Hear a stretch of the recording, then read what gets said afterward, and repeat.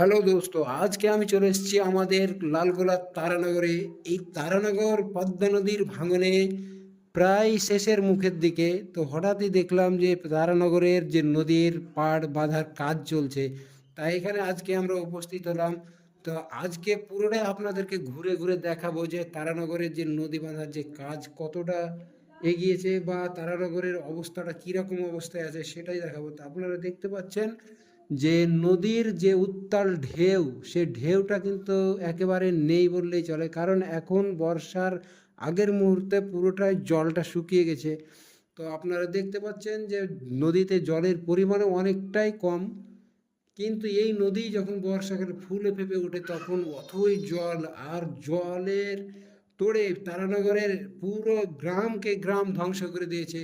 তো আপনারা এই তারানগরে দেখছেন যে নদীর যে পাড়, সেই পাড়কে বাঁধানোর জন্য কত সুন্দরভাবে পুরো বস্তা দিয়ে মাটির যে কাজ, সে কাজটা করা হয়েছে। খুবই সুন্দর, কারণটা হলো তারানগরের অর্ধেকটা পুরো যে গ্রাম, সেই গ্রাম কিন্তু এই নদী